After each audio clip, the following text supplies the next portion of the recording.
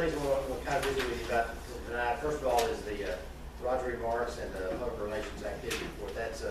That's included in your packet on page 17. Kind of not sure how I want to go through this. Let's talk a little bit about lab outsource and where we are on that. And it really ties into the Blue Cross. Michael kind of start off on where we are with the lab outsource, what's going on now, and then where we are in relationship with our complaint with the next part of insurance. So Michael, you're going to kind of. So our lab volume is down significantly. Knox has resolved a lot of the Blue Cross and they're back up and running. So, they're pretty busy. We're seeing just a handful of specimens per day. But with that, we spent some time last week in Austin visiting with some of the legislators and kind of trying to get a push to get the TDI claim moving forward. And I think that paid off well because by the time Tuesday afternoon we received a call from the deputy director of TDI. They had received our complaint. They had received our complaint and they had received the documents back from Blue Cross. And they just asked us to respond with 22 charts showing that basically it was a huge spreadsheet, and that's what she said, is kind of ignore all the numbers, but just send us 22 examples of things that they're saying we didn't send medical records, but that proof that we have fax medical records, we actually have fax confirmations on. So she wants to see 22 of those. Those were sent to the attorney today to review and send on to TBI, and she indicated that it was going to be handled in a similar manner as Knox was, and it should be moving forward pretty quickly. So what did Knox do that we didn't do that got them their money? they were a little bit ahead. Now the back stuff is still in negotiations, but they started this process. They probably stopped getting paid by Blue Cross a year before we did. So they actually have blazed a lot of the trail for us in a way so we currently have our complaint with TDI. We will respond back with whether they want to see examples of basically Blue Cross's allegation is that we haven't sent medical records on all these patients. We've got proof that we have, and that's what she wants to see, and she will work from there. So What happened in Knox is they after TDI became involved, TDI went to Blue Cross and required them to start paying their current claims. So Knox has been paid their current hospital claims. I think they always have. I don't think they ever stopped paying their hospital claims, but they're even paying their lab outsource claims effective January 1st. So they're receiving payment. No resolution's been made on all the outstanding claims. And according to our contact with TDI, she expects this to follow that. So I guess our expectation is that at some point in time, TDI will require Blue Cross to resume paying us on our current claims. Now, I'll kind of move into the next part of that. Some of that I think is somewhat contingent on our new contract.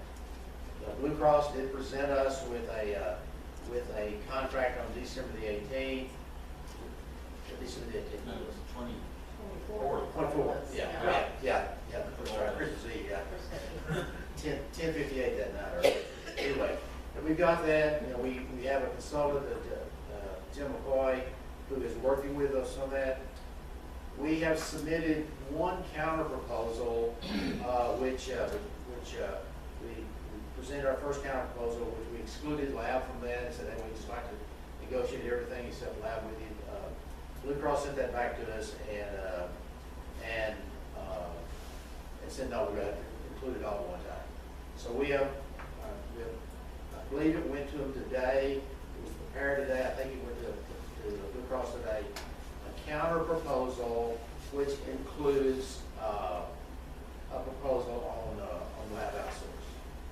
So that means that the negotiation has started. I don't expect it to be a very quick resolution, but anyway, we started that negotiation. We have not received a We did not receive a deadline from Blue Cross. Blue Cross asked us to respond by March the 3rd, which we've done. We've met that. And we'll, I guess we'll see where that takes us. It's, you know, it's kind of a frustrating deal to deal with Blue Cross. You know, they completely ignore us. And when Michael and I went and visited with some of our representatives and senators, I think they were some of them were familiar with it. But our point in our visits with all the representatives except those for Somervell County and Knox County, or district in Knox, was the very aggressive approach that Blue Cross is taking with all small hospitals. They're being very aggressive. The contract they presented to us, you know, was below Medicaid rates. You know, if we'd accepted the contract, you know, it would shut us down. We couldn't do it. So our point to them was that, hey, we all understand that we have older contracts and we're willing to renegotiate that. But come on, let's be reasonable in our negotiation. Don't come to us with a contract that none of us can live with. There is some legislation that it's either been presented or being considered by Senator Perry, which would allow torch hospitals to negotiate with the payors, not just Blue Cross, but the payors collectively. And if that was to pass, that would be very advantageous to us, because right now we have very little leverage with a Blue Cross, because they've got a hospital 14 miles from here, they got others 30 miles they consider patients do.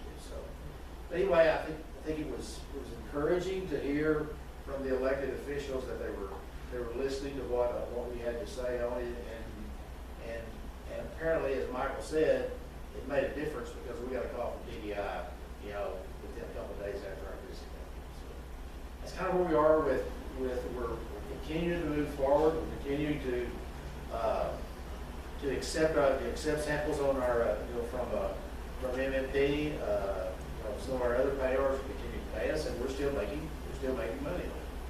Much of our volume has gone out to Knox. We know that, because Knox is being paid full, and we're supportive of that, because that keeps MMP, keeps it solid, keeps them in business, and they're spending a significant amount of funds with lobbyists and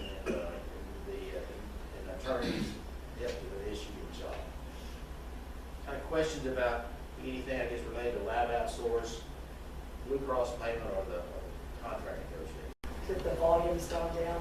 I have actually 2 of mine, potentially 3 that are leaving, just not mainly because of volume, that just kind of changes, and they're ones I'm not filling currently.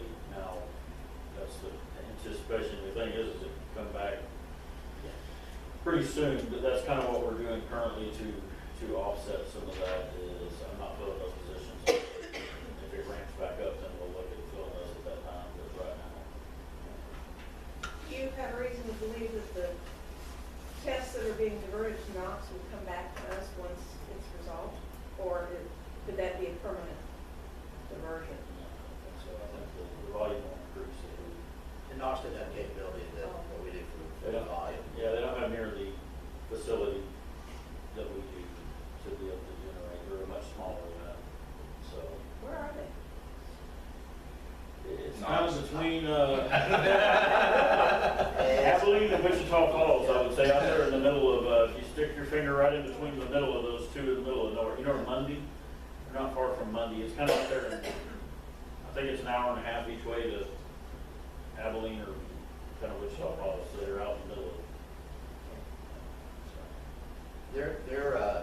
Their representatives. It's really remote if I don't even go there.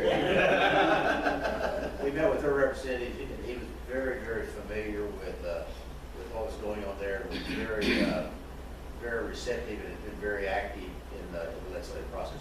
We did not meet with Dr. Sheffield himself. We met with his staff. The staff was very receptive, and we had met with him previously. So we're somewhat optimistic that we'll start to see right now. I I don't think that we'll get the backlog resolved or paid until we get the contract signed. That's my feeling on it, you know, but if we can start getting paid going forward. I think the other thing is that we've been pretty good stewards of the money. We've saved some money whenever we were making it, so that helps us weather the storm a little bit. So the contract is just one more thing they can hold over our heads as leverage.